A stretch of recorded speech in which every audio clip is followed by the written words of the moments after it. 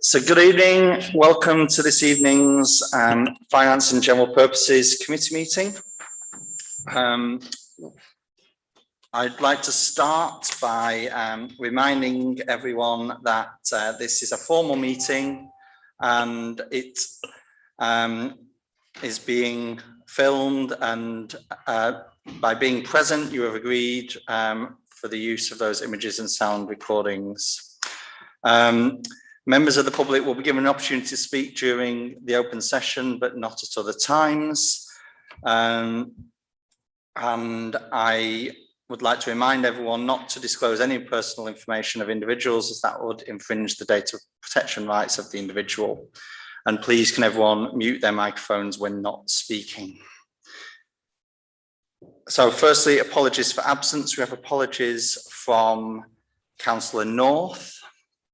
Any other apologies as well? No? Okay, thank you. So move on to declarations of interest. So firstly, are there any disclosable pecuniary interests in the agenda item? And any disclosable non-pecuniary interests in any agenda item? Non-pecuniary item 9A. Okay, Councillor Bond. Non-pecuniary item 9A. Anyone else? No. Okay. So I have no chairman's announcements. So we'll move on to the first public open session to adjourn for a period of up to 15 minutes to allow members of the public to put questions or address council through the chairman pertaining to matters listed on the agenda. And I will just mention to those members of the public present, you won't have an opportunity to contribute when we discuss the grant applications. So if you do want to address that, now is the time to do so. So does anyone want to speak? Can you please give your name for the minutes, please? Hi, my name's Jackie Fountain. Okay. So I'd like to talk about the community garden. The intention is that I'm possibly going to be the one designing it. So I thought I'd give you an idea about what it might look like. So there's two sites. There's one at the Franklin's Mill, which would be the circular area where the fountain used to be. So that would be looking at some simple planting of Mediterranean vegetables and herbs, with things such as fennel and larger vegetables in the middle, creating a pretty display and in a geometric design to give it a nice effect. I want to talk more about the one at Dan Albon's site. So coming in from the car park, the site is approximately 13 metres by 50 metres. The site would like to be gated with a notice board at the front, so it's protected from any issues with vandalism, but also the notice board being there so that people can see what's happening and have a map of the site, and possibly where if we were getting sponsorship from people, then we'd be able to highlight it there and show cases of where we've got activities going on. Moving into the site, we're looking at having accessible paving so that it's suitable for wheelchairs, with scented plants at the beginning, with a nice circular design laid to lawn. Moving on to the next area would be a fruit garden with espaliered trees to the north side, on the north side, south facing, and some small fruit trees with further fruit bushes on the other side. Then to the next section would be with vegetable plot. A polytunnel available for use when it's wet, and also with seating inside if it's big enough for group activities.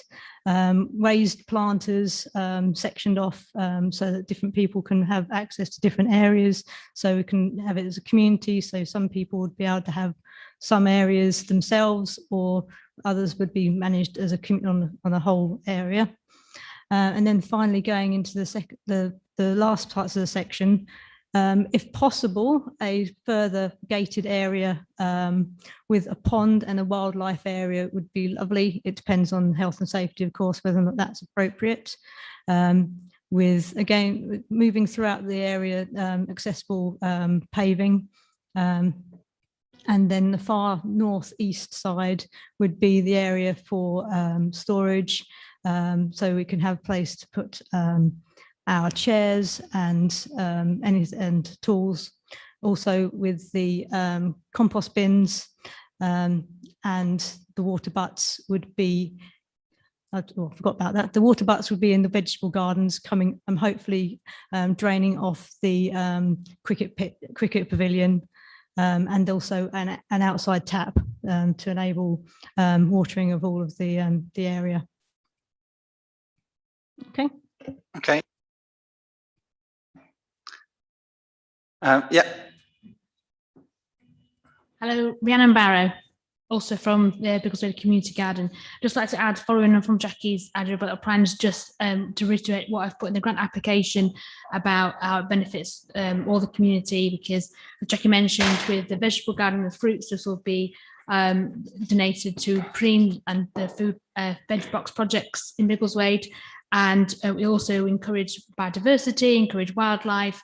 We also put in there about the wildflower meadows around town have that, as we all, experience the, huge heat wave this summer, especially Bedfordshire being one of the driest counties, in the country. I think we will all benefit from, the plants to giving extra biodiversity and supporting wildlife and storing that carbon in the ground rather than having adverse effects on our health and well-being. We also believe it would have a great impact on positive mental health and education for schools. We've already got interest from several community groups, including Eco Club at Edward Peak School, who are interested in getting involved and getting the kids involved as well. So we believe it will have benefits on several different levels for the town. Thank you. Thank you. Andy. Hi, Andy Skilton. I'm here from Biggleswade Living Streets and Walking and Cycling in Biggleswade. Just to reiterate what I put in the grant application, I just wanted to make a sort of specific reference to the public health benefits of encouraging active travel, which is sort of where I'm coming from. Late last year, I had a small stroke, and that's kind of sort of spurred me on, and it's been very difficult sometimes to access GP services, and obviously that's a big issue in Biggleswade. And I just wanted to sort of, if we can encourage more people to build exercise into their lives, that will help tackle illnesses that are associated with a sedentary lifestyle, which are a big reason that people visit the GP. So if we can get fewer people visiting them for those reasons, then there'll be access for people that need them as well. So that's just what I wanted to add, really. Thank you. Anyone else? Yeah. So good evening. My name is Pierre Gilsher. I've put a grant application in, application number 10 in your forms. I just wanted to give a bit of clarity over that application. It's headed NHS Trust. It's part of the Community First Responder Scheme. So I just wanted to give you an overview to get you understand what's involved in that. It is governed by the NHS and the East of England Ambulance Service. They run all the jobs. All the CFRs, the Community First Responders, are volunteers. They don't get paid for it. They have to use their own vehicles. They have to fund their own uniform and their own kit. Within this kit, there's an AED, an automated external defibrillator, oxygen, a full first aid kit, pretty much like what an ambulance would have, but without the stretcher and some of the electrical gadgets associated with that. And how it works for this grant would be solely for the use in Biggleswade. Currently, there are 2 other CFRs that cover Biggleswade, as well as other areas, so not dedicated to Biggleswade. So currently, I'm being trained to be a CFR. I'll be based in Biggleswade. I live in Biggleswade. The application is for an additional kit, which will be used solely for anyone in Biggleswade that may need it. The types of incidents we get sent to critical care incidents, so strokes, heart attacks, cardiac arrest, allergies, severe bleeding, stuff that we can get involved in quicker than an ambulance can get to scene to give that crucial care prior to an ambulance coming. Just to give you a quick overview, since January this year, on average, 1.5 jobs a day for Biggleswade CFRs have attended, aside from many ambulance or other emergency calls. By having an AED to a cardiac arrest will increase the survival rate of up to 74% chance. And every minute after that, you lose between 7 and 10% chance of survival for that time. We all know the ambulance service is stretched.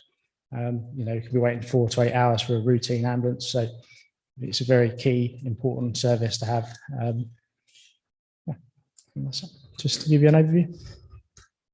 Thank you. Thank you. Yep.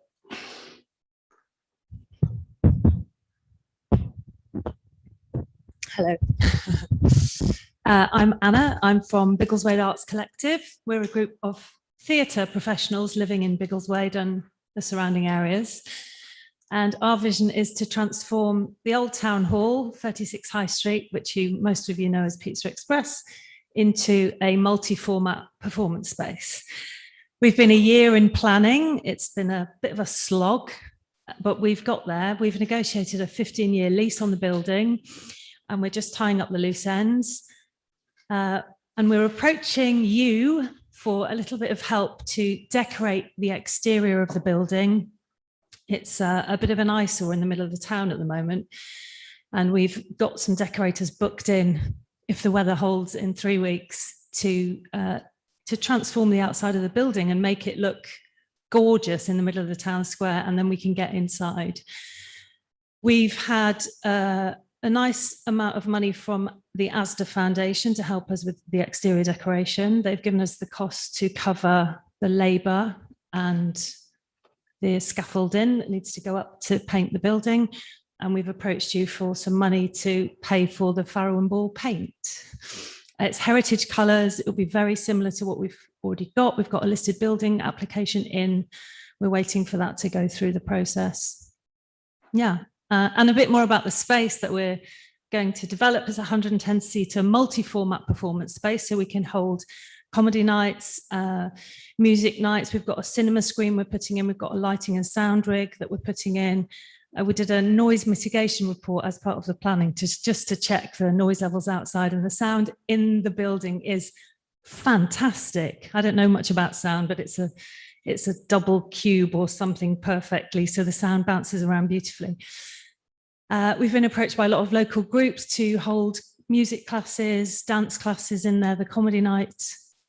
Several different groups want to have events in the building, choirs, music lessons, drama groups on a Saturday morning, poetry workshops. We're really hoping that the building will be for the benefit of the local community. We've set up the company in that way so that people can feel like it belongs to them, and that anybody in the local community can do arts-based activities in our space. Any questions? Okay, thank you. Yeah, thank you. Any more? Are we done? Looks like that's it. So thank you. So we'll move on then to we've no invited speaker. So are there any members' questions? Councillor Fage. I don't think we've received the minutes of the 5th of July. We didn't consider them at the emergency F&GP meeting, and the only ones that I can find on this agenda, unless I've missed something, is the ones of that emergency meeting. Are we going to consider them at some point? Or sorry if I missed this announcement earlier on. I wasn't late. It was my train that was late. I was going to raise this under the next item when we got to the minutes of meetings. So both the clerk and I noticed today that they had been omitted from the pack. So they will be considered at the next meeting.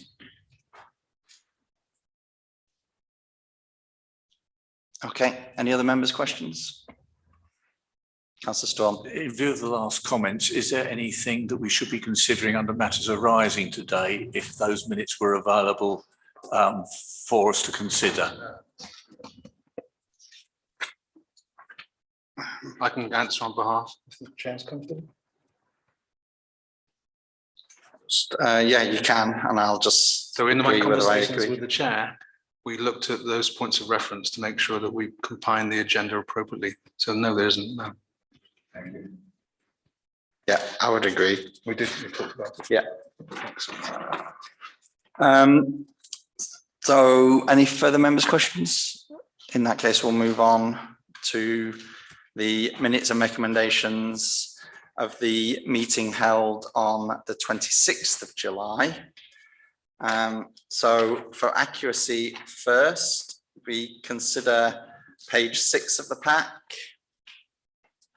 Councillor Foster. Recorded as absent without apologies. I was absent, but I did make apologies, albeit it was in the form of a message to Councillor Fage. So I think the clerk and the chair may not have received that, but I think it was addressed at the meeting. So. Okay, I'll absolutely take said your that, I word for promise. that. I don't recall, but yeah, I'm sure we can make that amendment. Any other corrections on page 6? Page 7? That's it. Okay. Do we have a proposer to accept those? Move it. Thank you. All in favour? I'll take that as approved. Anyone against? No. Okay. So matters arising then. Any matters arising on page 6 or page 7? Okay. In that case, we'll move on to items of consideration. Item 9A, grants 2023-24. So, Mr. Young, do you want to introduce this before we start considering the individual applications? Yeah, that's fine. Yeah, these are the first tranche of grant applications. We have a budget of 32,767. 12,000 of that is for community agent, and this first tranche of grant requests comes to 18,476.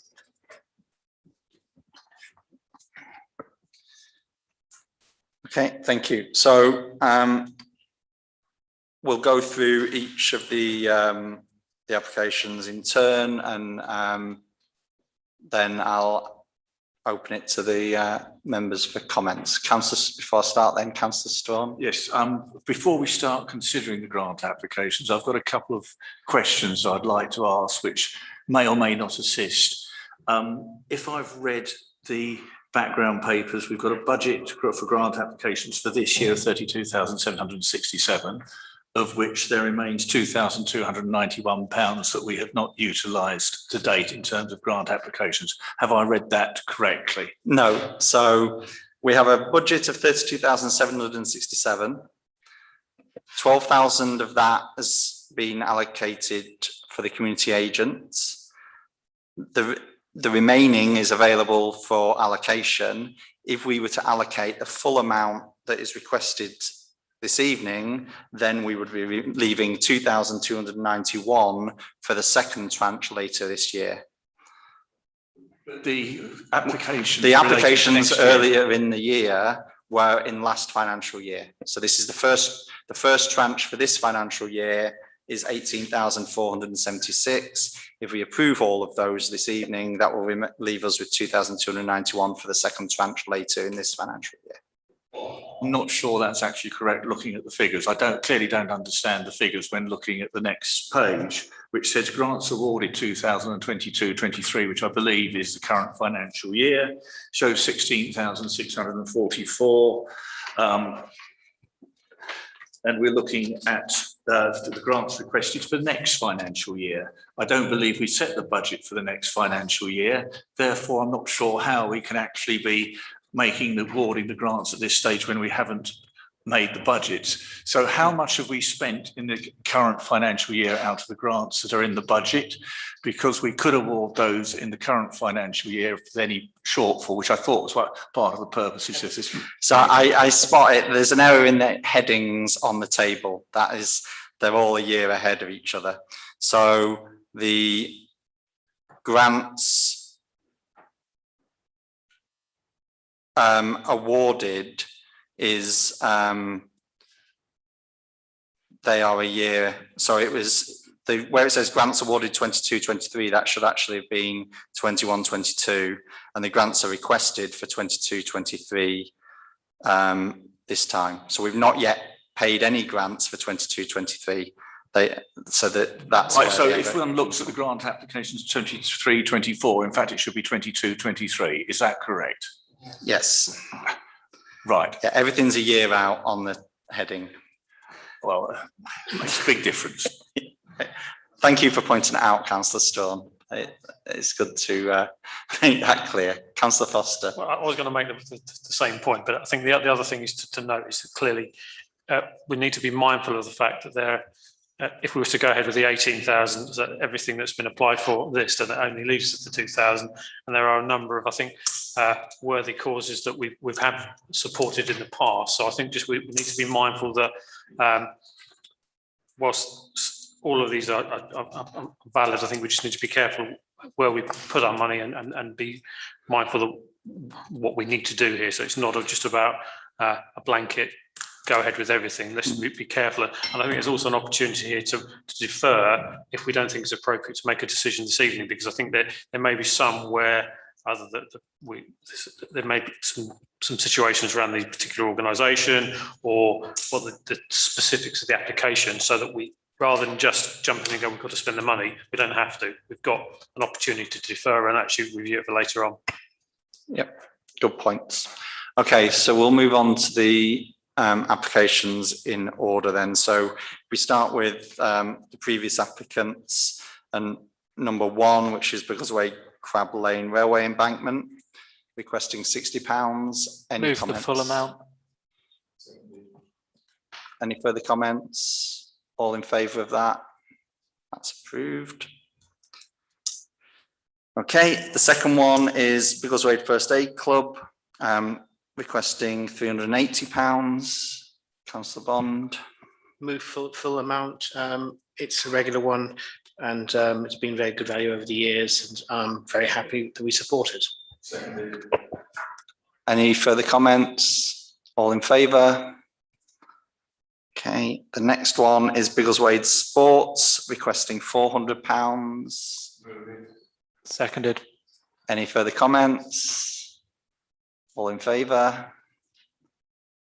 Thank you. Next one, Ferment Talk Community Interest Company, requesting £500. Councillor Fage. So I've had a look at this one in detail. As far as I can make out, this is essentially supporting their general revenue and paying for a member of staff for this to be their job. And look, whilst there are ways of supporting community interest companies, I think helping with their day-to-day costs is not really the responsibility of this council. If it were a one-off capital cost, for example, personally, I'd be much more minded to support it, but that doesn't look like that's what the application is for. It looks like it's paying somebody's salary, and I have to say I'm not in support of that. So I'd move nothing. Seconded. Councillor Bond. I was only just going to say, as a comparison, we support BRCC in the same as basically someone's wages, effectively, for the community officer. I might not, obviously there's a proposal there for nothing. I'll see what happens with the vote. Okay. Any further comments? Okay, from the chair, I'll just share a couple of thoughts. It appears from what he's requesting that the request is for paying salaries. What I do note from the previous accounts is that they don't actually employ anyone and haven't paid any salaries up to this point. So I think it would potentially be worth if we do support the proposal made, it might be worth the applicant considering how we might be able to support some of the specific items of the running costs that he has outside of salaries, and that might be more acceptable to some members. But if no one's got any further comments, we'll move to a vote on the proposal of not supporting this application. Chair, before we make that decision, I guess that with that in mind, potentially we could defer it on for this one and then ask them to reapply with some consideration. So maybe the decision might be nothing at this stage, but with some consideration for the future. So I can't recall our policy. Our current policy is we can't consider one within a year of making an award, but if it's unsuccessful, we're not barring them from reapplying within 12 months. So that would be the case. Councillor Strawn. Just a question on that. If the vote proposal is lost, is it possible for us to make a resolution to defer it and consider it again if further information is available at our next review? So it would be, but if it's lost and they were to submit a new application, then that could also be considered, and that new application would have additional information. Or if it was carried, I should say. Okay, so we have a proposal to give nothing to this one. All in favour of that proposal? Any against? So that's proposal carried for 0 for that one. The next one is for carers in Bedfordshire requesting £600. Councillor Alban. I move that we give them the £600 that they're asking for. Okay, seconded. Any further comments? All in favour then? Any against? Okay, that's carried. The next one is for Biggleswade ATC. Requesting £876. Move the full amount. Councillor Bussell. Sorry, I should have declared a non-pecuniary for this item. Okay, I'm sure that will be captured. But it's proposed the full amount, seconded. Any comments first of all? All in favour? Okay. The next one is the Royal British Legion. Requesting £750. Councillor Knight. Thank you. So I think the idea is really good. I think we last considered this back in January, and the concern we had at the time, which is I think why it was declined, was that we weren't sure where the Royal British Legion were planning to put this bench, and we asked officers to follow up with RBL and see if they could understand the vision and exactly where they would like to put it. Has any progress been made on that? I'd need to check. I'm sorry, I don't know. So, okay, so in the absence of any clarity around where it would be located, I don't think there's currently space around the War Memorial, and it doesn't, to my mind, make sense to remove one bench to put another one there.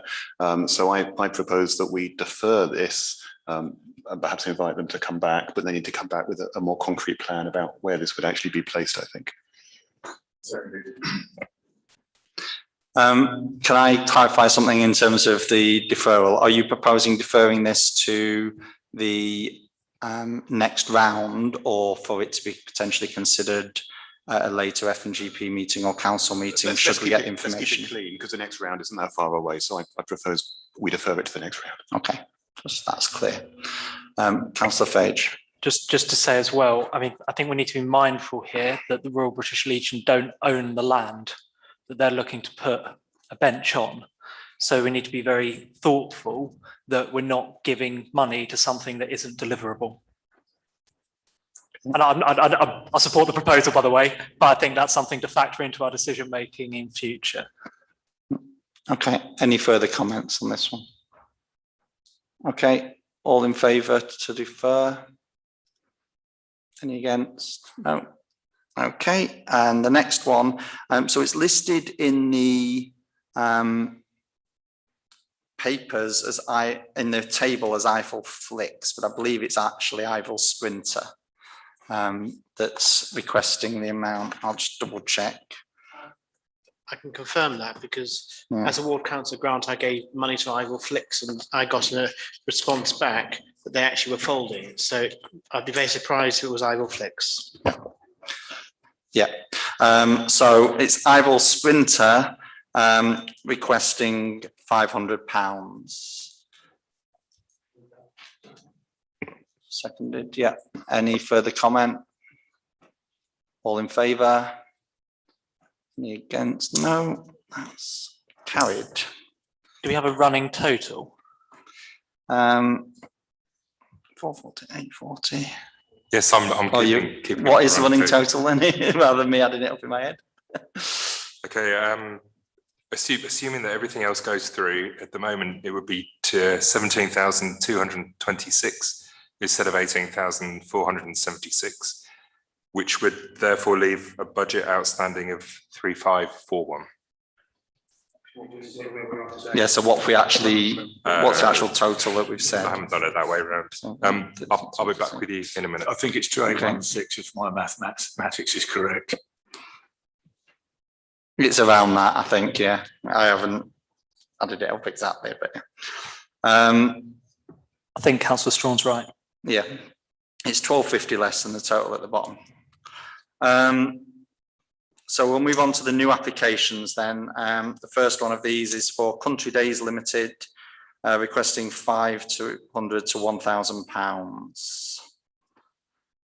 Councillor Knight. Thank you. So it looks like a really good initiative, but it seems to be very focused on Bedford. A relatively small number of people in Biggleswade benefit.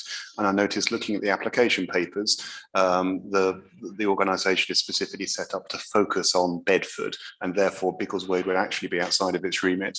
So it's a tough decision, but I would like to propose that we reject this application. Seconded. Any further comments? All in favour of that? Thank you.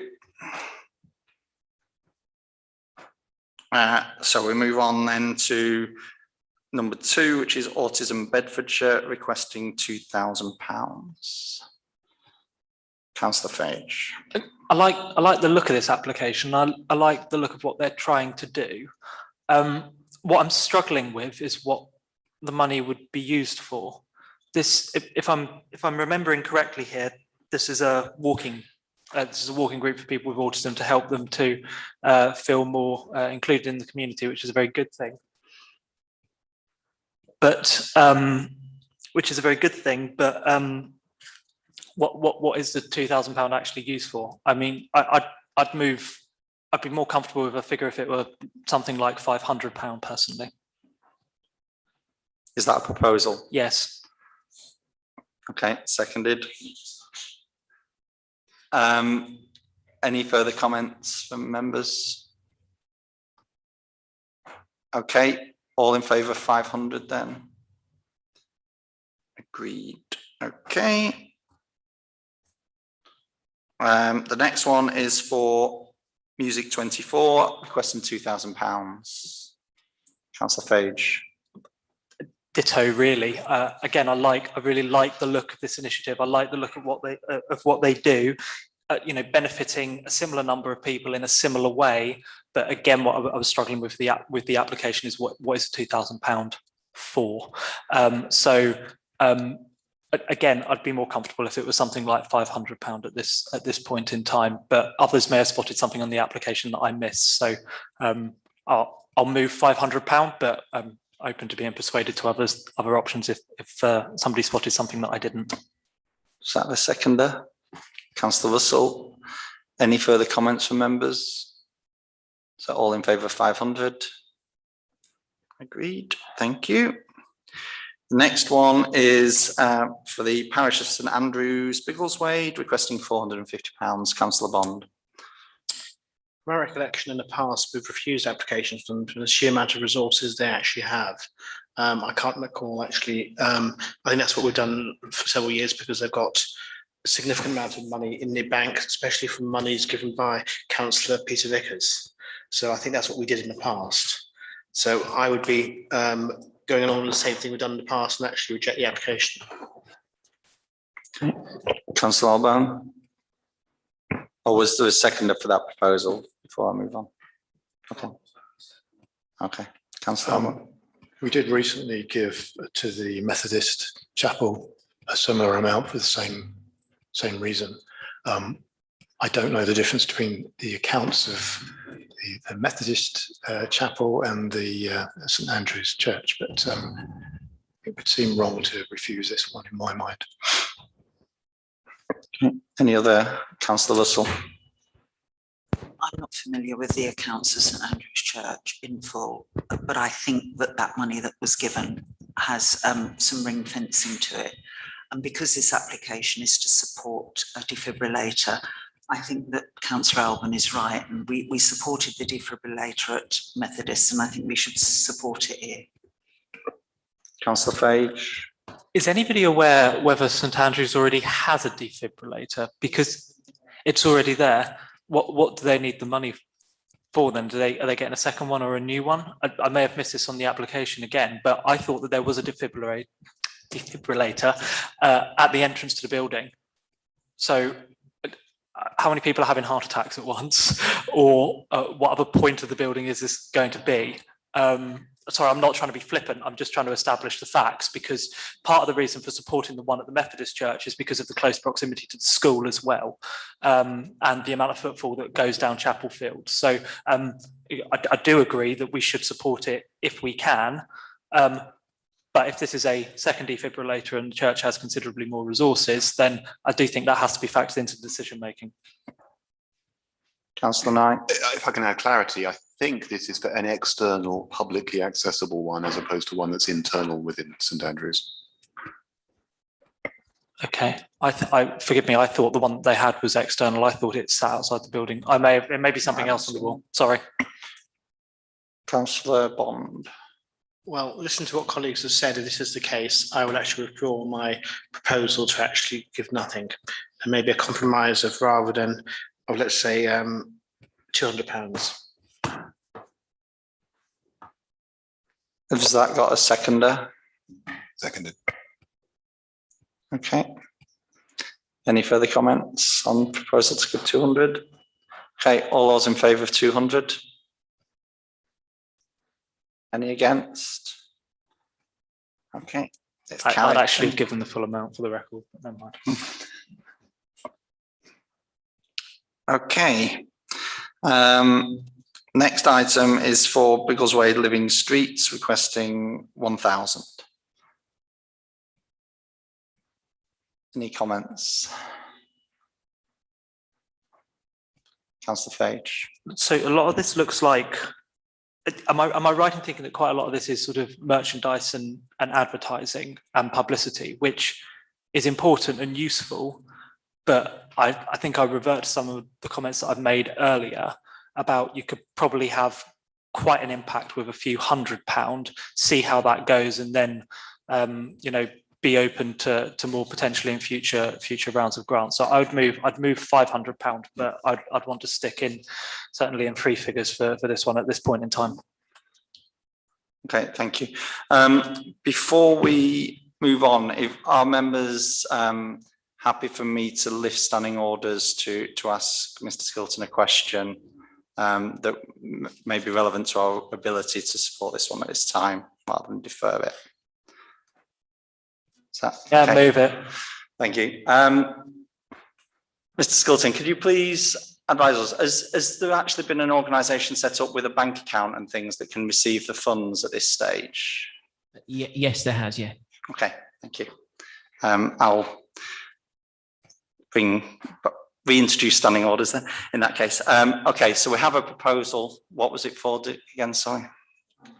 £500. Any further comments from members? Okay, all in favour of 500? Any against? Okay, that's carried. Thank you. Next one is for Wellbeing in Biggleswade, requesting 900. Comments? Councillor Fage. Similar to what I said a moment ago, I think that it seems to be similar in their ambitions, but again, for a first-time application, I'd like to see what can be done with a few £100 before going into something which is quite a lot higher. So I'd actually be more inclined to move something like £300 for this one. Any further comments? Could I just make the point? Councillor Foster. £1,000, £900 if we're going £500 for the previous one, which is similar sort of application, and going 300 for this one. I don't have any problem with it. I'm just trying to have some level of consistency how we make the decision. It seems slightly different. If we're happy with 300, then just trying to be clear on how we make the decisions rather than a number that just is thrown by someone. Okay. We've got a proposal that's been seconded for 300. Can I rethrow a number? I think what Councillor Foster says is fair. So if we're comfortable with 500, then I'm happy to move. Oh, or 450 is half, isn't it? So 450, and see what can be done with that. Okay. Fine. So any further comments? So all in favour of 450? Yeah. Thank you.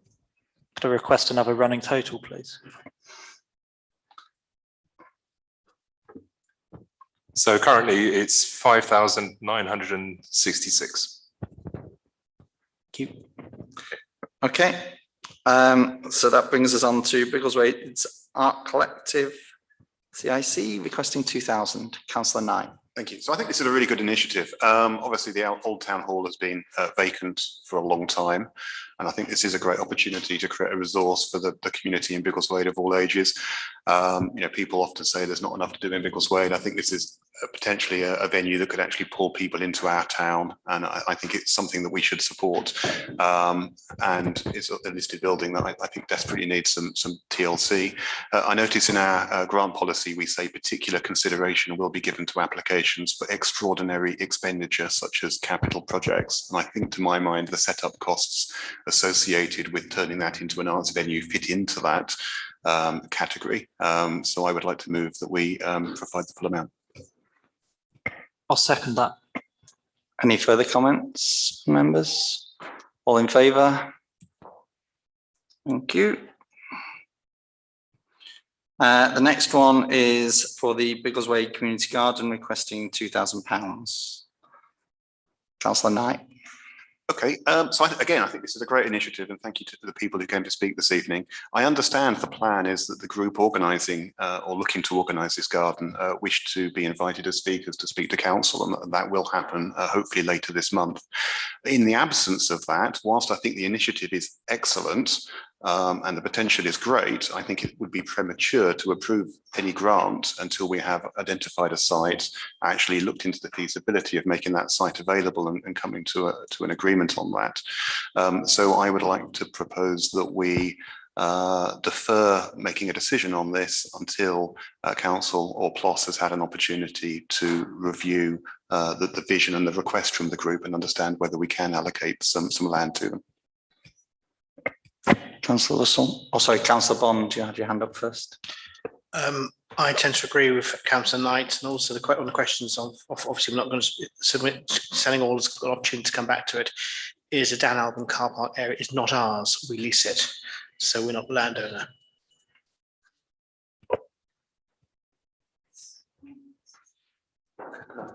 I don't know if the clerk would like to comment, but I have discussed it with the clerk, and my understanding is the area we're talking about is behind the sewage pump works. It's some land that's very overgrown, and that is town council land, but maybe the clerk can comment further. Councillor Knight's entirely correct in that sense, but that land is an option for consideration at council. So you said you tend to agree. Did you were you seconding the proposal? Okay, thank you. Councillor Russell. I'm in agreement with deferral. I think there are two issues. You did ask about the status of a previous applicant, and I think we need to know whether this is a formal entity with its own bank account, because otherwise it wouldn't be right to give a grant to them.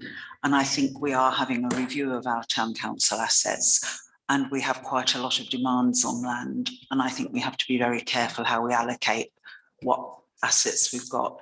So I think it's right that I understand they are coming to speak to council, and we can listen carefully, and we can look again at the business case that's with this grant application. But I think we need to be reassured about certain aspects. Thank you. Do you still? Councillor Russell's made my point. Okay, thank you. Any further comments then? No. So Proposal is to defer this one. All in favour? Yeah, that's unanimous. Thank you. The next one is for Vibrant Sound Experience, requesting £500. Councillor Fage. Did anybody else interpret this as, it almost looks like an advert for a business? And I'm not clear what the community benefit of this project is, other than people painting and doing crafts is a good thing, but there's no reason as to why people can't pay for their own materials and why we should be offering a free service there. So I have to say, I don't think I'm in favour of this at all. So I'd move that we reject this, I'm afraid. Okay, Councillor Strawn. Oh, I'd second that. The application does say it's a sole trader business, and however laudable it may be, it is not a community group, it's not a charity, and I don't think it's something that we are in a position to support. Okay, any further comments? I mean, I think I would say, I think the actual initiative is quite laudable, but I think it's the organisational setup, I agree, is not really something I think that we could support, in my view. So all those in favour of rejecting this one then? Any against? No, thank you. Which brings us to the last one, which is listed as NHS Trust for the first responders, and the request for £2,560. Councillor Knight. Thank you very much. So when I first saw this, I was a bit concerned because obviously town council shouldn't be funding the NHS. That's not what town councils do. But having heard from the applicant and also having had the opportunity to discuss the application earlier today with him, I think this is an excellent opportunity to improve the emergency response for people in Biggleswade. And it sounds like, you know, over 300 or over 400 people a year within Biggleswade have already benefited from the frontline responders that are currently based in Sandy. And this can only improve the response. £2,500 sounds like a lot of money, but it's about the same as a decent laptop. And you know, it sounds like it's highly likely this will save or extend the lives of hundreds of people. So I think this is something we should support, and therefore I move that we award the full amount. Second that. Councillor Strawn. I assume that's on the basis that it is for Biggleswade and specifically for Biggleswade. And which I'm more than happy to support it on that basis. Councillor Russell. I have problems with this. I'm astounded that the NHS is not funding these people. And so effectively we are funding the NHS, and I don't like that. And the gentleman who's here tonight said that there were two other people who were also first responders. So are we going to pay the same amount of money to them to cover their costs? Because that's what we're talking about. He said that he had to pay for it all himself, and I think that's outrageous. But I'm very uncomfortable about the town council supporting this. I'm sorry. Councillor Knight. So my understanding, and I'm sure the applicant will shake his head if I'm wrong, my understanding is the other community responders are, you know, there's one in Sandy and one in a village near Sandy, so there is not one based in Biggleswade, and the intention is there would be a kit based in Biggleswade and a responder in Biggleswade. Well, that's not what I understood from what was said earlier. Any further comments from members? I'll just make one very small one, which is, I was going to raise the same point Councillor Strawn raised, but can we be very specific in that these funds are to be restricted for use in Biggleswade? Because looking through the accounts of the trust, there are some which are restricted for different localities and others that are designated by the trustees, and we need to be very clear that it's restricted and they don't have any legal power to use it any elsewhere if that's the case. So we have a proposal for the full amount for this. All those in favour? Against? Okay, so that's carried. Thank you. Okay, can we have the total then, please? Mr. Youngs. So the grand total is 10,526. Okay, thank you very much. Okay. So we move on then to Item 9B, the Christmas offer budget. So, Mr. Lord. Thank you, Chairman. So just to summarise where we are so far, the revenue budget for Christmas stands at £18,000 plus £7,000 totaling £25,000. Excluding capital costs, the current indicative saving is at £6,651.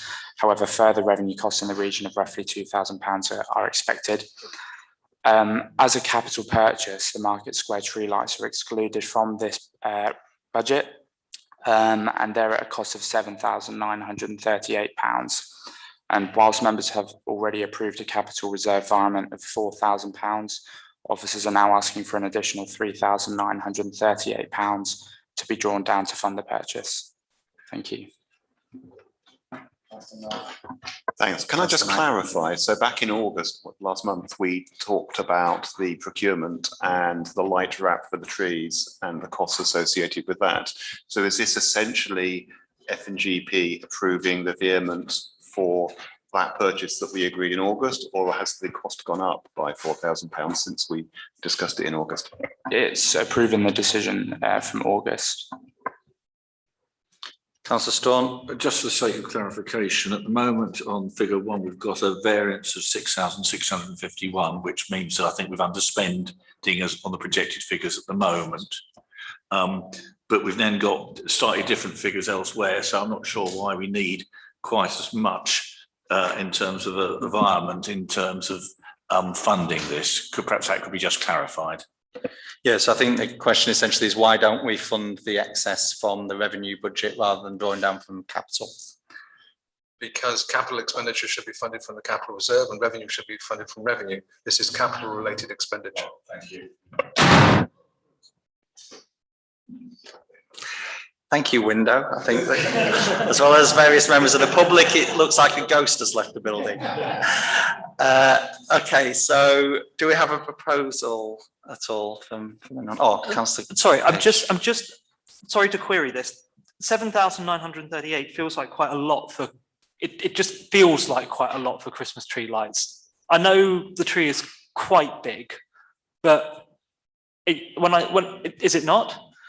I mean, so can I just make one comment from the chair, which is we're not really here today to rehash the decision that was made by TCM. We're here to consider the financial implications. Sorry, I may have missed that response because there's a little bit of background noise when that question was being asked. But I got the question, but not all of it. Okay.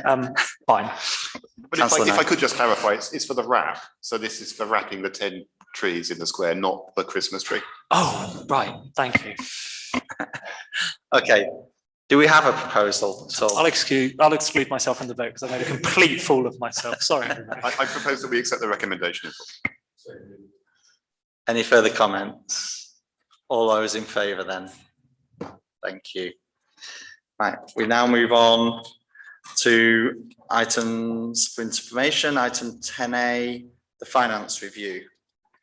Mr. Youngs.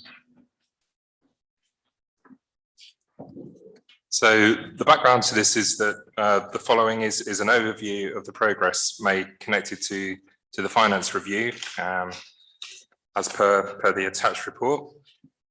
There are 39 recommendations. Of these, a third are complete. 2.6%, which is one, is part complete. 28% are in progress and 36% are pending. Okay.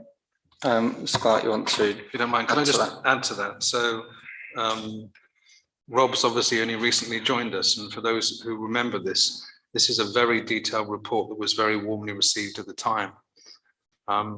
We are making acceptable progress, but there's still a distance to go. This is more than moving banks. This is a lot more. This is a fundamental change to the way that we operate our finances. Members will be conscious that over the last few months, unfortunately, we've yet to have a full complement of finance staff. So I expect the work to be done in a timely manner, but we have had a bit of a gap connected to resourcing and to make sure that this moves at the correct pace. So it's in an acceptable place, but we need to move a little bit faster. And I hope that having Rob on board now will make that even more successful than it's been so far. Okay, councillor Knight first and then councillor Strong. Thank you. I wanted to comment on two rows, if I may. So row R14 refers to cashless parking. And this has come to council on a number of occasions. And I think council's been very clear that we do not want to have cashless parking machines. And we require machines that still take cash. So that row shouldn't be there, please. The other row I wanted to comment on was row 38. Which is to procure a card machine. I'm a little concerned that that hasn't happened because to my mind, that should be very straightforward. And if people come to the town hall to buy a parking permit, they still have to write a check, and then we have to pay bank charges on cashing those checks. So I wondered if one of the officers could explain why it's taking so long. Maybe it's in relation to the staffing issue, but can it be accelerated? Because I know it's going to be important for the Christmas market as well.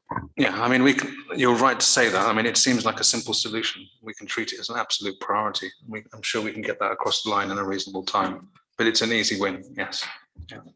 Councillor Strong. I'm very much echoing what Councillor Knight was saying on a number of points.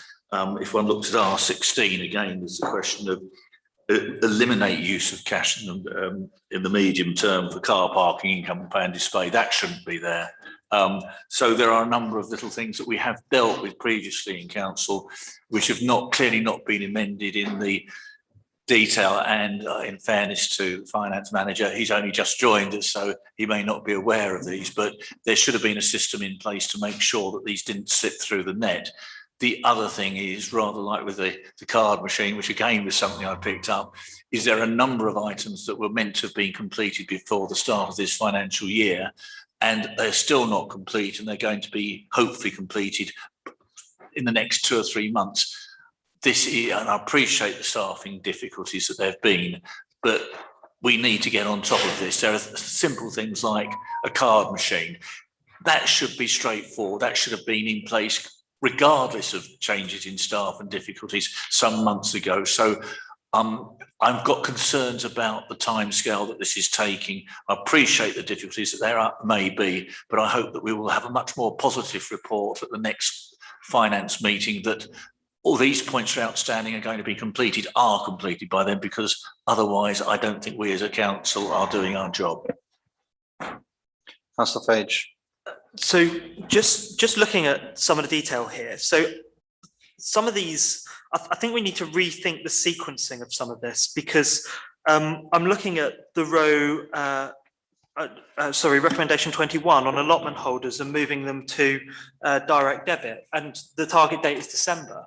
Well, the new year for allotment holders is the start of September, so that's already happened. I don't know why we'd consider doing it in December, so it's going to be September next year. Similar comment for the football pitches and how council should move football pitch hire to a termly billing arrangements. Again, completion expected in December. Some of these things are cyclical. The football season starts around about end of August. So when we're making transitions like that, we need to think how we can do it as smoothly as possible for those who are ultimately customers of the council. And if it means delaying it a little bit to make for a smooth transition and less work for staff, then we should do that. And in return, we could think about some of these deliverables which might be put to the back burner for whatever reason and bringing those forward instead. So I think we just need to give that a little bit of thought. Yeah, I think some of the observations made by members are perfectly sensible. I think there's some more cleansing that needs to be done, and there's some more sequencing that needs to be done. So I'm sure we'll take that on board. Okay, subject to all those comments, so we're happy to note the report. Yeah, okay. So we move on then to item 10B, Unity Trust Bank. Mr. Jones.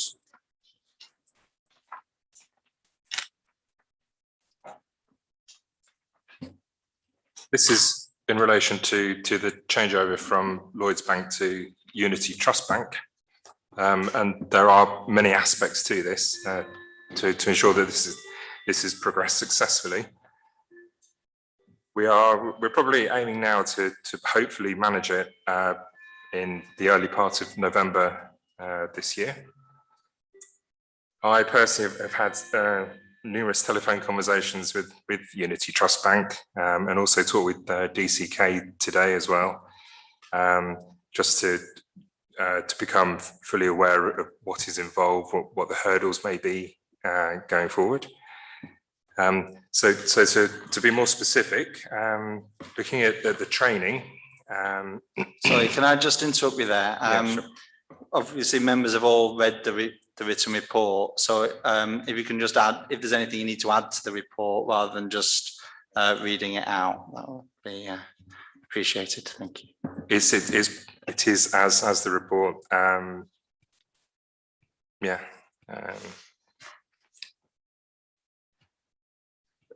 I don't think there's anything further to add. All right, okay, nothing further to add. So any questions or comments from members? Councillor Fage. Yeah, so thank you for laying this out and for explaining what some of the steps are, because I think it puts into it's nice to have it in writing so that we can take a bit of time to understand what this change will mean, because the bank we're moving from was not an optimal experience, and this is going to be a different way of working, and we need to try to make it as optimal as we can, I think. The only thing in here that stands out at me, which I've just written no next to, is over personal computer security and appropriate antivirus software. So it's this. On the face of it, that sentence sounds very straightforward, but some councillors using personal computers for online banking, it's critical that the council ensure that these machines have appropriate security and antivirus systems. It goes on that members might need to have their personal computers, checked by our IT provider or something like that. I don't know what risks we're really looking at here, but councillors are signing off on. Councillors would be a check signatory. We wouldn't be physically making the transaction ourselves. So I think that's quite disproportionate for the amount of for the potential consequences were someone's personal computer to be hacked. So I have to say I do take umbrage at that. Otherwise, I'm reasonably comfortable with the report. I think we need to put some of this into perspective. We really do. Okay, so I raised this myself with the clerk and the finance manager when I met them and first had sight of this report. I think my understanding is that members that are signatories will be asked to confirm that the systems they're using at home meet the required security requirements. And if they're not sure or don't know how to ensure it, then support will be offered by our IT contractor to help them be able to say that they are. But it's not intended to be an audit of members' systems by the council. So to ensure satisfactory implementation, I think might imply that, but my understanding is that's not the intent. But I'll defer to the clerk to add to that. That's beautifully put, Councillor Twillinge, and that's exactly the description. So our IT provider is effectively coming up with a checklist that we will then share with members. We will offer them the opportunity of ensuring that their personal computer meets the specification. And for those members who require any additional IT support, or then that's available if they wish to handheld it. Yeah. Okay. Any further comments? Everyone happy to note the report? Yeah. Okay, thank you. Which brings us on to item 10C, the cost reduction and efficiency review. Mr. Town. Yeah, I mean, the report speaks for itself, but what I wanted to reiterate, I guess, is I think that the objective set by members earlier in the year is perfectly reasonable, and we should ensure that it is achieved. This is, in a sense, work in progress, and there'll be continual updates for members to reassure you that that 25k is achieved. But I did ask Rob just to give you a sense about where we were with things to date. One of the biggest things that hasn't been completed so far and is a priority for us, I've spoken to Rob about that today, is getting on with some of the bigger contract reviews as well as. So I'm certain that by the end of the year, that 25k will be delivered and will be cashed. Thank you. Councillor Bond. It's just a slight aside on this. Obviously, we can see savings here. I know we obviously got a commercial contract with our utilities and so on. Do we have any indication what this is going to cost us? For me, obviously, we're making savings. are we, what's the likelihood going to affect us on, because obviously we have a commercial, I think we had a fixed price deal for X number of months. I can't remember what the full details were. Yeah, I'm not in a position to answer that question at the moment, but obviously we'll come back to you with that. With the increase in utilities, etc., we need to remind ourselves about the contract that we signed up to and how fluid that might be as a consequence of the international situation. Councillor Knight. Thank you. So some may say I'm splitting hairs. Council asked for cost savings of £25,000, and I thank you for the report, and it's good to see there are some savings in here. There's also some income in here. So, for example, renting out the old depot. I don't think income should be considered as a saving. I think they should be quite separate things. And what we were looking for was £25,000 of operational savings. I'm not sure how S106 money is a saving. Again, it sounds like income, and I'm not sure I understand how taking on the Linear Wood or the Pocket Park is an operational saving either. So I feel this needs to be presented in a different way, because I think the savings are significantly less than the 20,000 suggested in the report. Any other comments? Councillor Strawn. Just on the utility side, perhaps we could ask the clerk to give a report to full council rather than waiting to next F&GP to explain the contract and the fixed term arrangement that I think we entered into, if I remember it correctly. That might answer the question rather than waiting for a shock in 3 months' time. Yeah, I think that's a very good idea if we can add that to a future agenda. Any further comments? Okay. Oh, Councillor Fage. So just to drill down on something that Councillor Knight raised. So monies, Section 106. I'm really confused how Section 106 monies are being lumped in with operational savings. It doesn't affect the bottom line. Okay, extra revenue is good, but again doesn't affect the bottom line.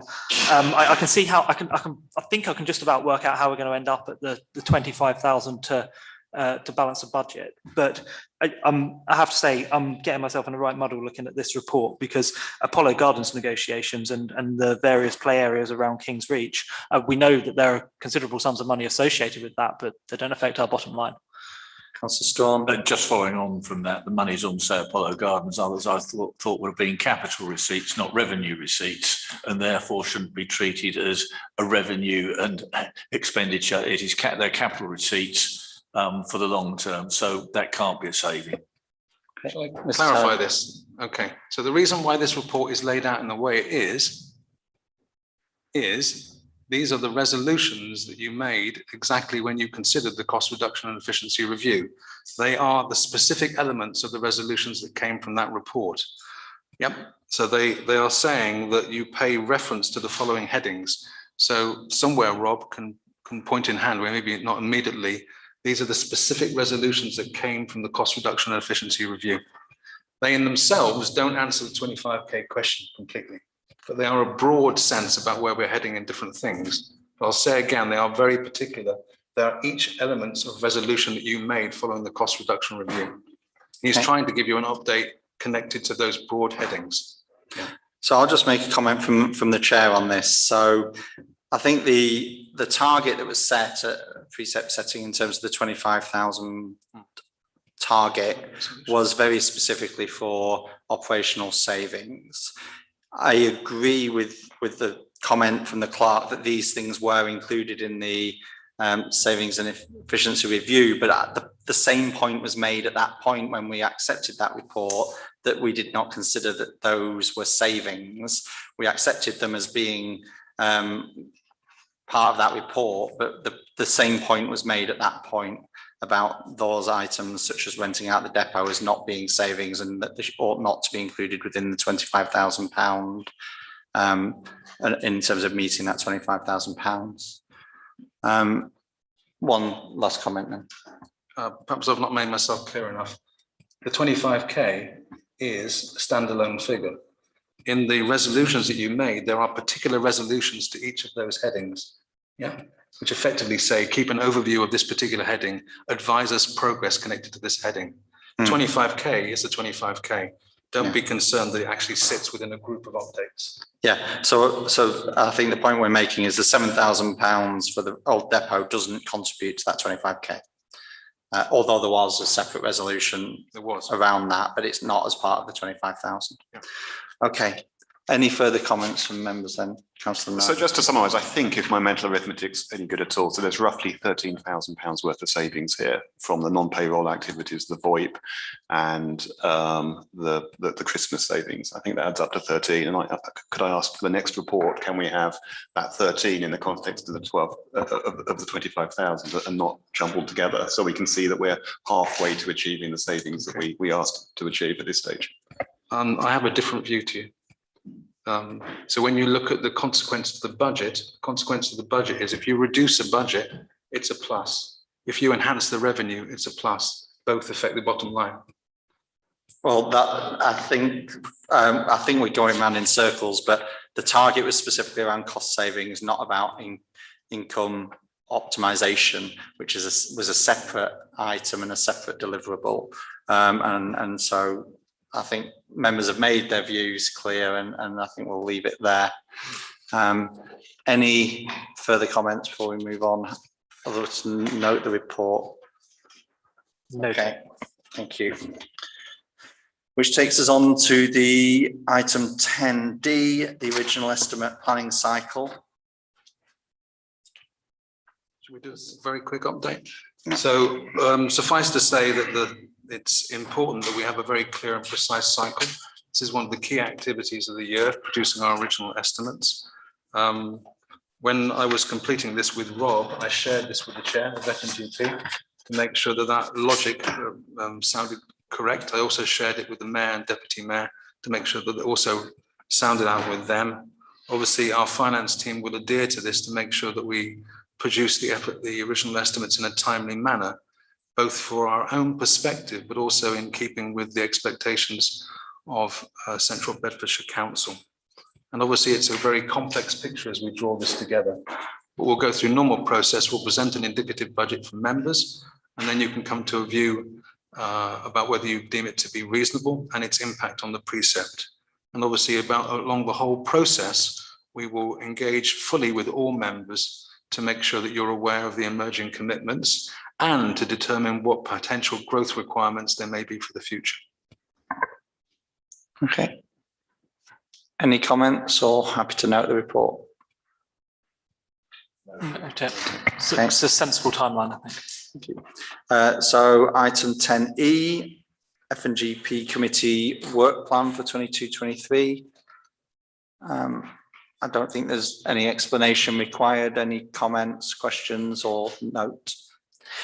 I need to refer to my previous comments about the sequencing, particularly related to some of the deliverables in the finance review. So are there things that we're better off waiting to do in favour of bringing others slightly further forward? I've already made that point, but it may well affect this document as well.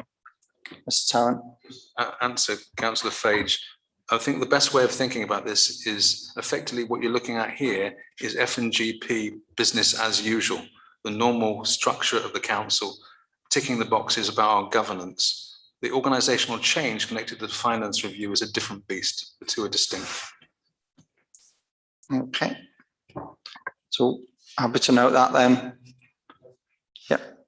So we'll move on to item 11, public open session, to adjourn for a period of 15 minutes to allow members of the public to put questions or address council through the chairman in respect of any other business of the town council. Does anyone wish to address? Yeah. Yeah, can you use the microphone, please, and give your name?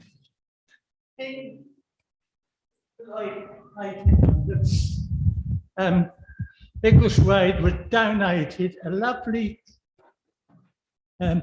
recreation field, Franklin's Recreation. You go down there today or any other day, it's lovely summer, and mothers with prams and small children, people with buggies like me, can't get into that lovely recreation field. Why are the gates locked up all day long? Years ago, the gates were only locked at sunset.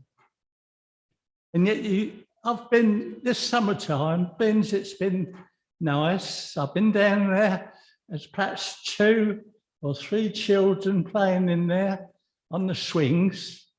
The rest of them can't get in there. Councillor Fage, did you have an answer? For that? Yeah, I asked this question a few months ago because there's a gate.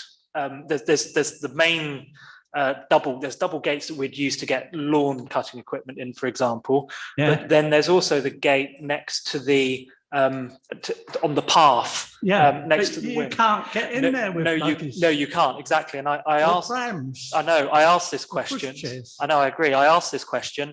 It came, I asked it as a member's question when I was deputy mayor. It came to council and I was told that it wasn't going to be actioned because of issues with who might be people bringing motorised vehicles through there.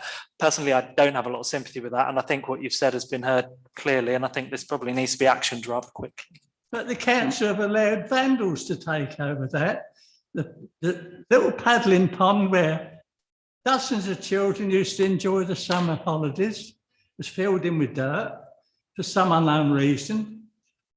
You could have had fresh water put in. Years ago, the river used to overflow. It used to run into the pond and out the other side into the ditch. But now, it's filled in with dirt. Thank you for your comments. I think Councillor Fage has answered that this is something we need to consider. And it's been a And lovely one thing summer. I would say is what we are looking at significant funding for improvements to Franklin's and more play equipment and things there. And I would probably ask the clerk that we ought to make sure we consider access as part of that overall scheme. But we also need to look at something in the interim as well in terms of access. Yeah, thank you very much. Councillor Strawn. I hope you do, because there's nobody goes in there. All the children are playing in the river. opposite Yeah, the your schools comments now. have been noted and In fact, and I've received. asked Thank Central you. Beds to take samples out the river to see what it contains, because I went down the other day and it smelt of sewage. Okay, thank you very much. Your comments have been noted and we will move on. Council Mayor, I've told him as well.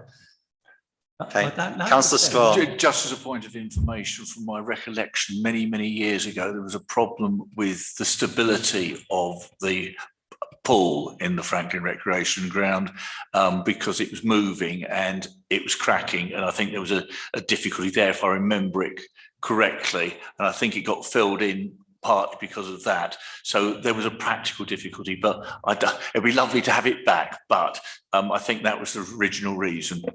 Thank you, Councillor Swan. Councillor Russell.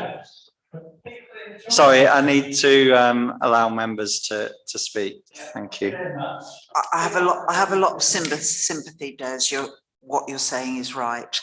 The other issue about the paddling pond was vandals throwing bottles into it all the time, so it wasn't safe. I think we do need to look at it, but I think it's something we need to consider when we're looking at Franklin's, because it is out of the town centre. And, are we going to be having to put CCTV down there? Because I think some of the stuff that we might be wanting to do will not be vandal proof. Thank you. Any other members of the public wish to speak at this point? No? Okay. In that case, we move on to item 12. Would someone like to move that we move to exempt session? Move it. Move it.